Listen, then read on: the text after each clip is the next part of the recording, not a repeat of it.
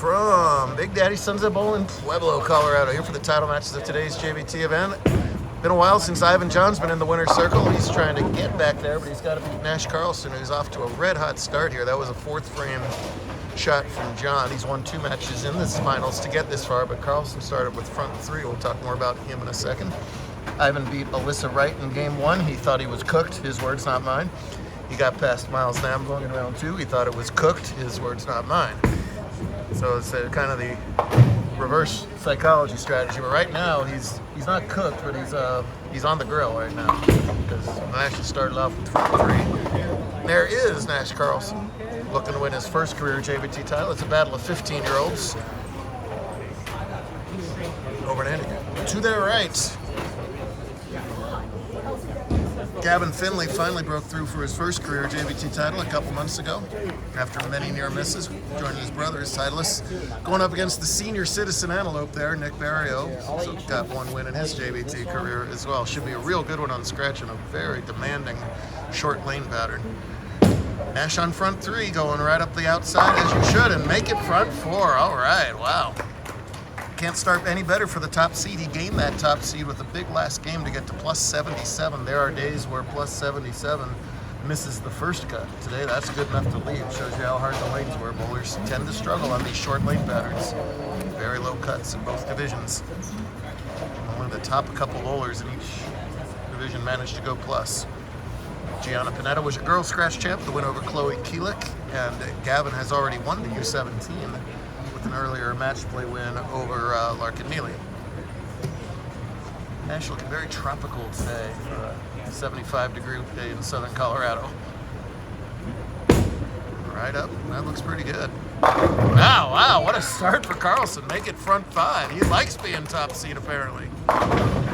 Same exact line from Gavin. If you scored today, that's likely where you played. You had to be fairly right, or very right and very down the board. So Ivan doesn't have to worry about that as much. He's got a very low rev rate, and that's, in this case, to his advantage because he can just keep the ball in play. Everybody else, the ball's hooking out of control, and it's getting. Ivan can just basically do what he always does, and it's worked really, really well for him today. Up extremely quickly on a false start. At that 10-pin. That's right, he says he's a basketball and a football player. That was a false start and a travel. Both things at once. Switches balls, goes hard and straight. Perfect at the 10-pin. Ivan's got 2 titles, and we're trying to think about when he won his last one. It's been a minute, as they say, since his last one. But for a guy who has a couple wins, he says he's very, very nervous. He's had that sort of nervous energy going on this entire stepladder, but so far so good. Compare Ivan's speed with the deliberate Nicholas. His opening shot of the title match. Soft, breaks up the splits. He goes hard and straight at everything, just John, but a little bit off target that. He's in big trouble now. He's got a 79 through 6. He is getting 17 pins this game. Right now, Nash has that made up and then some. Carlson has been off and on with us on tour. Bowled a lot, then took some time off. Bowled a little, then took some time off. Came back again today with a vengeance, the Utah bowler. To take another JBT win back to the Beehive State. Obviously been practicing quite a bit. To open up the title match with 6. Wow! Give it to him. Team Carlson over to the right doesn't seem to be able to even believe it themselves. What's going on over there? That couldn't be better. Halfway home. Team John, meanwhile, is trying to dig up his last title, I think. That's what's going on over there. Nick a little bit softer, so he's playing a little bit more belly on the ball, but still trying to get that break point right around the 3, 4, 5. Wow, look at that. That's Ivan's last winner's picture. Look at that. What a great shot. That's a cool shot right there. Oh my God, that's even better. We catch Nash on 6. That's left. Will he get lucky? Ah, the string ends at 6. Still in great shape. If you thought last picture was great, here's present day. There's win number 1 with Harley back in the day. That's at Milwaukee right there. Yeah. Look at that. What do you think about that, sir? That's so young. Thank you for digging that up. That's awesome. I record these off my cell phone, so I can't really do any research while I'm recording these things. But boy, oh boy, time flies, number 1, and number 2. What a visual that is. Wow, Nash does a little backup ball at that. Little off track, but he's in fantastic shape in this game. He looks nervous as heck too over there. His shoulders are up around his ears right now, but that's all right. So far, so good. As great a day as Gavin had, and we'll talk about that more, Nick was right behind him. He opened up with 289 to easily grab the lead, and then Gavin took over from there. But Nick was on his tail the whole way. Had Gavin slipped up, Barrio could have grabbed the lead. Gavin, the leader at plus 267. That's through 8 games plus match play. Nick qualified right behind at 205. So 2 guys who had by far the best look on the day. Appropriate that they're going to finish 1-2 in some order. Scratch. Nice spare from Ivan. That's way left to target again on that ball. Wow, that ball set up. I think that's a fantastic sign for Nick, because I thought that was left to target and it just sat there. You get a little misroom to the left on a short pattern. That's bingo. Right back in the 1-3, the exact same round. Oh, he gives a little self-clap. That's about as good as it gets for Ivan right there. More often than not, we see this guy. That's brother Isaac there. He's been on camera a little bit more than Ivan lately. What, since when did you start avoiding the camera, sir? What's changing, though? What's going on here? All right. And he's been dead perfect both times on the left-hand lane, so game on. And scratch, spare triple for Barrio. Gavin trying to match that in the 4th frame, double working. Nash just wants to fill frames and the impossible to alert. That's one way to do it. He's got the pocket shot, he's got the squasher shot, he's in great shape. 15 years old, as I mentioned, a freshman in school. He's on the cross-country team at school, loves to go running. In Spanish Fork, Utah, the south end of the Salt Lake Valley, so he did some traveling to be here. Mountain Conference sort of is that geographic melting pot. Whoa! As Gavin splatters that rack to tie up the match. Gavin came in this morning wearing a St. Ambrose B hoodie. He is committed there. Well, it'll be the B brothers out there. Older brother Lucas. I guess Gavin will replace Zach Grime or something like that.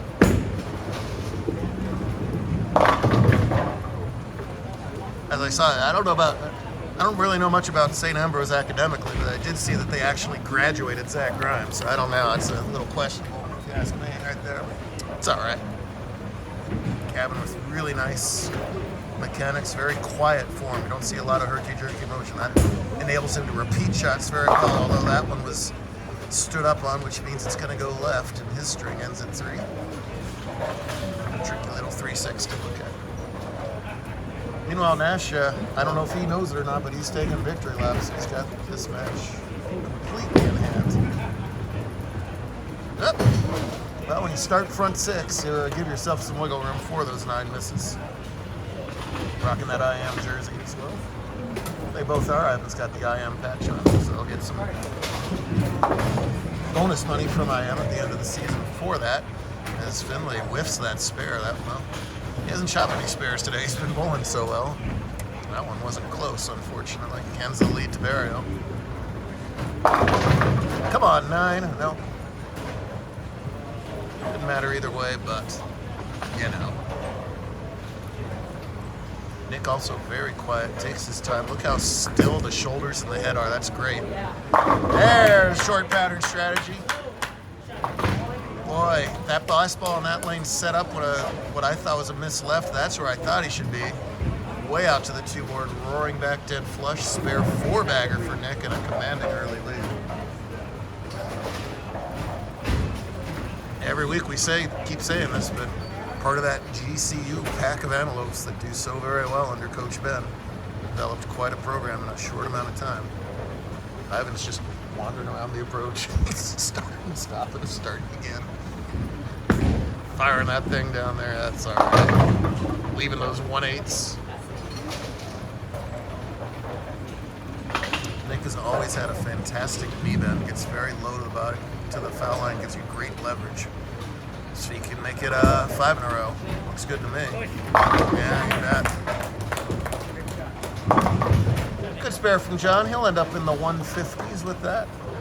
Solid performance for the 141 average bowler. Nothing wrong with that. Second out of 51 handicap entries today. 91 total. Shoot up here in Pueblo. Always good turnouts here. Well, he's cooked, but this time, Ivan. I can feel my hands like they're like tightening up. Oh my gosh. Did you drink that water that you wanted before? Don't cramp up on me now after all this. Woo! I think Ivan actually really is. Are you cramping? Get that water, bro. Oh, he's cooked. Oh, Ivan's literally cooked. I hope I got that messenger on camera from Gavin. But meanwhile, what a title match debut from Carlson. Drink that water for real, bro. Go drink more of it.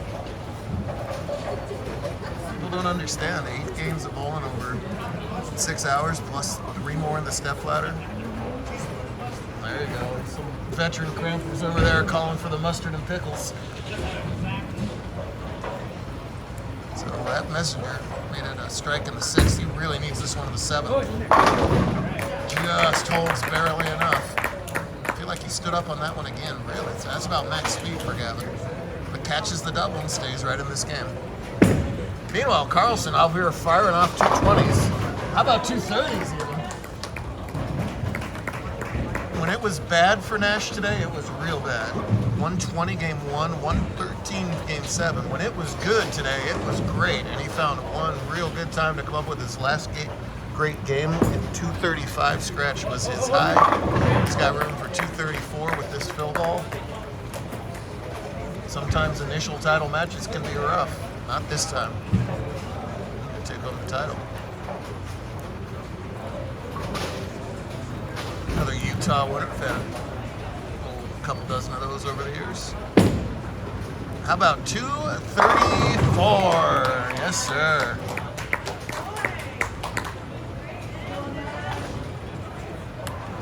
270 with pins is plenty. Welcome to the winner's circle, Mr. Carlson. Well, Nick working on a 6-bagger here, making life super hard on Finley. The best Gavin can do is strike out for 255. That's the pace that Nick's on. And wow.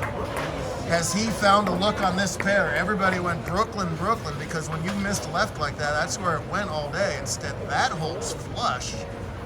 My goodness, Gavin's giving him a good look there. I don't blame him right now. Said, nobody's had that look all day long. It's the joy and the pain of bowling. You can lead by 8 million pins. If it's a stepladder finals, you got to win that one last game. Come into somebody red hot against you, there's not a lot you can do. No defense, all you can do is put up the strikes here in the 8th and 9th and keep some faint hopes alive. Wow, this looks so good all day long. 183 in game 4, 198 in game 8. Everything else deuces, including a 753 start on the fresh, 220, 250, 260.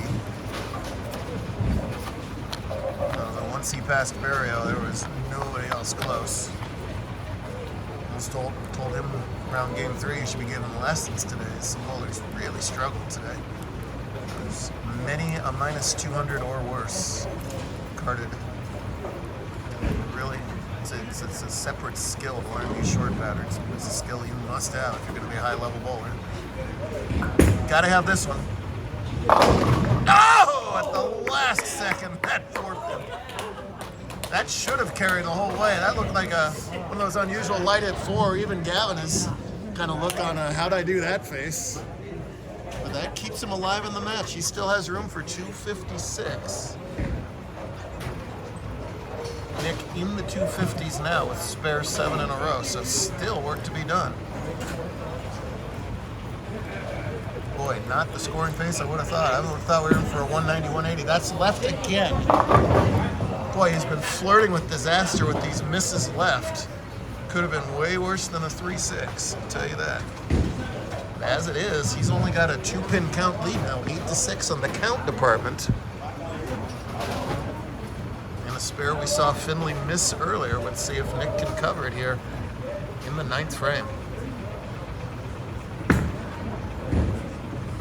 And he misses it the exact same way that Gavin missed his. Wow. And now everything changes. It's hard to see the scoreboard here, but that's a total of 226. Help me out. 226 for Nick in the 9th? 226 in the 9th. So if Nick gets all three, Gavin needs all three to tie. Oh my goodness. 10th frame drama in Pueblo. Here's the first one. Gets there. When you throw the ball, when you're choosing to throw the ball as slowly as Nick does, man, I think that's tough to trust your ball speed and keep it soft, especially when most of your misses have been left in this match. He does it beautifully there. So that's made Gavin, well, the count comes into play here because Gavin's the one working on the string, so all kinds of different possibilities here. You can't shut him out, though, we know that much. Way better scores in both divisions than I thought we might get.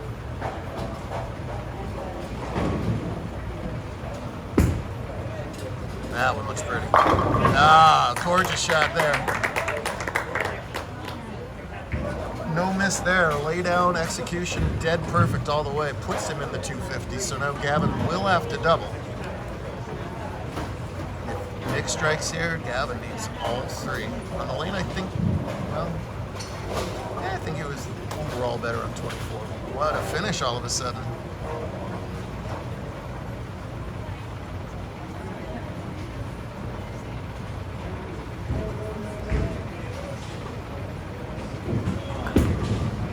To lock up a tie, doesn't have it.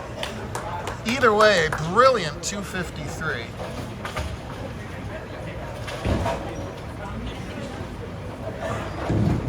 Gavin had a hard time breaking through for that first win. He finally got it. And I said when you win one, sometimes they start to come in bunches.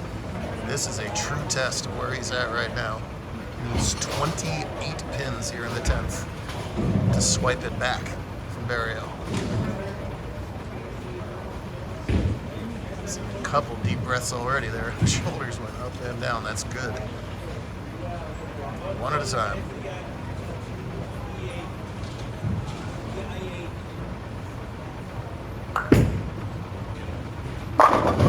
Dead perfect.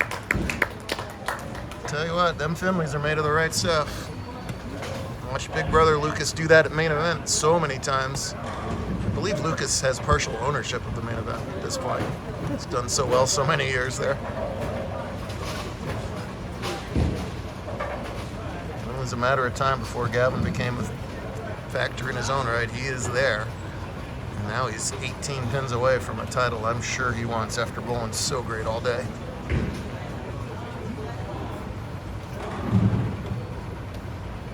Not many people left on a Saturday night here, but they have been treated to a great one. Super hard lanes. 250s.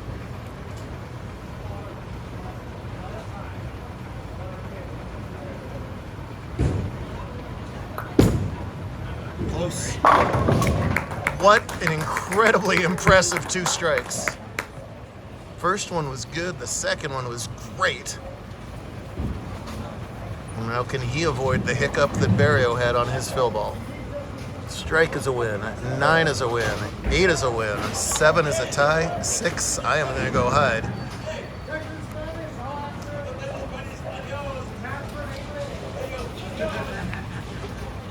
There's off-track betting here, and we had the, Pimlico today, but finishing up there. That's the noise that you were hearing in the background. If he does tie, it's a one-shot roll-off. You don't want any part of that right now. Started bowling at 1 p.m., about 7 p.m. now, and you need to execute one last time right here. Oh. What a 10th frame. Wow. Nick does all you can do in that situation. Just congratulate the heck out of your opponent. And on a day where more people than not were minus 200, we got a 256 to 253 final between two outstanding young bowlers. Good stuff. Great stuff. Wow.